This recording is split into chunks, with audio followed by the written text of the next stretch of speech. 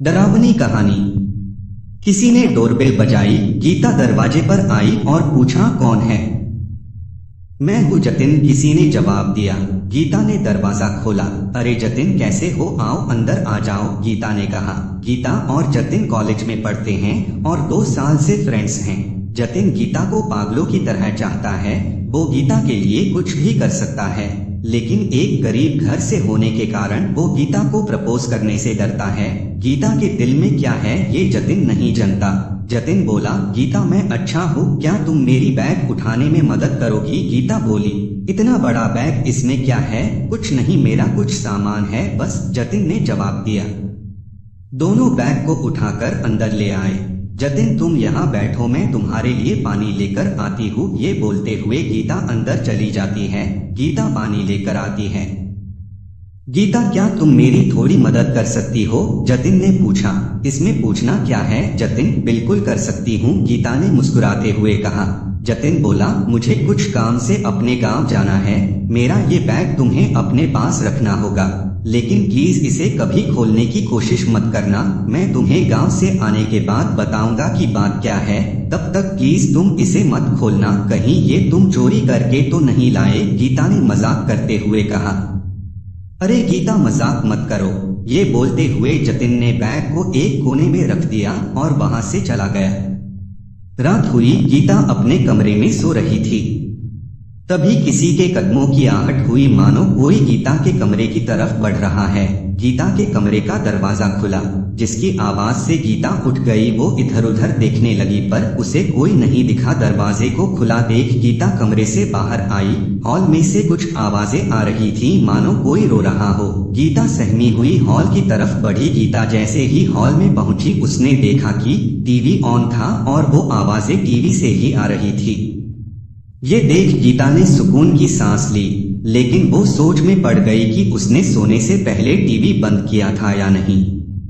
गीता ने टीवी बंद किया और अपने कमरे में वापस जाने लगी थी कि तभी हॉल में एक कोने से कुछ हलचल हुई। गीता की नजर हॉल के उस कोने में गई। उसने देखा उस अंधेरे कोने में कोई खड़ा उसे घूर रहा है। गीता डर से कांपने लगी और जल्दी से लाइट ऑन कर दिया। उसने देखा कि कोने में कोई भी नहीं था, बस जतिन का बैग वहां रखा हुआ था। ये देख गीता को अचंभा हुआ। उसको जतिन के उस बैग पर शक था। वो बैग खोलकर देखने के लिए आगे बढ़ी, लेकिन उसे जतिन की बात याद आ गई, इस बैग को कभी मत खोलना। गीता को जतिन पर शक हुआ। उसने बैग को खोलना चाहा पर बैग पर ताला लगा हुआ था, तो गीता वापस अपने कमरे में चली गई। अगले दिन गीता कॉलेज से वापस लौटी। उसने देखा कि उसके घर का दरवाजा खुला हुआ है। गीता घबरा गई। उसने अंदर जाकर देखा तो गौतम सोफे पर बैठा हुआ था। गौतम गीता का पड़ोसी है और दोनों एक दूसरे से प्यार करते हैं, लेकिन ये बात गीता ने जतिन को नहीं बताई है। गीता ने पूछा, अरे गौतम, तुम कब आए और तुम्हें मेरे घर की चाबी कैसे मिली? गौतम कुछ नहीं बोला, वो बस सोफे पे बैठा गीता को घूरे जा रहा था। गीता उसके पास आई और बोली, गौतम तुम ठीक तो हो? हाँ मैं बिल्कुल ठीक हूँ, गौतम ने मुस्कुराकर कहा। मेरा घर तो लॉक था, तुम अंदर कैसे आए? गीता ने पूछा। तुम घर को लॉक करना भूल गई थी, गौतम ने जवाब दिया। गीता सोच में पड़ गई, फिर जवाब दिया, ओह हाँ शायद, सॉरी मुझे याद नहीं था।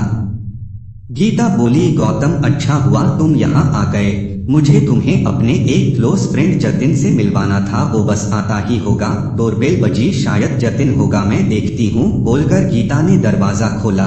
बाहर जतिन खड़ा था। जतिन तुम सही समय पर आए हो, मुझे तुम्हें किसी से मिलवाना है, अंदर आ जाओ। गीता बोली, जतिन ये गौतम है मेरा बॉयफ्रेंड, हम दोनों 2 महीने से रिलेशनशिप में हैं। मैं ये बात तुम्हें बताना चाहती थी, लेकिन कभी मौका ही नहीं मिला। जतिन ने जैसे ही गौतम को देखा वो घबरा गया और डर के मारे कांपने लगा। क्या हुआ जतिन? ये मेरा बॉयफ्रेंड है गौतम। जतिन ने कोई जवाब नहीं दिया, वो बस चुपचाप खड़ा रहा, जैसे उसे सांप सूंघ गया हो। बोलो जतिन क्या हुआ? गौतम ने हंसते हुए कहा। ये नहीं हो सकता, तुम तो मर चुके हो। जतिन ने गौतम से कहा, ये तुम क्या बोले जा रहे हो जतिन? गीता बोली, हाँ गीता मैं सच कह रहा हूँ, मैं तुम्हें सब कुछ बताता हूँ। जतिन बोला, गीता मैं तुम्हें प्यार करता हूँ और तुमसे शादी करना चाहता था, लेकिन मेरे पास इतने पैसे नहीं थे कि मैं तुम्हें खुश रख पाता।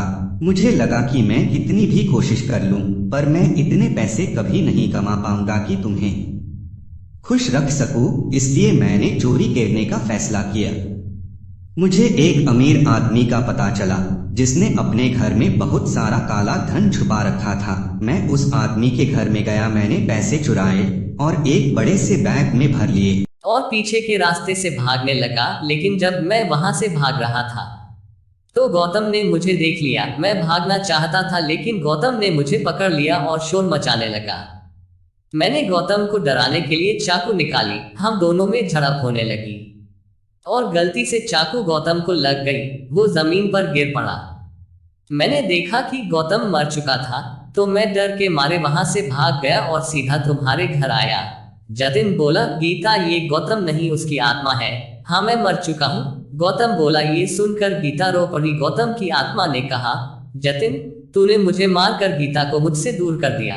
गीता मेरी नहीं हो सकी, अब मैं तुझे भी उससे दूर कर दूंगा। देखते ही देखते जतिन जमीन पर गिर पड़ा, उसकी मौत हो गई। गीता बस खड़ी हुई ये सब देखती रही। उसके दोनों अच्छे दोस्त उसकी जिंदगी से दूर हो गए। गौतम की आत्मा वहां से गायब हो गई। गीता बस आंसू बहाती रह गई।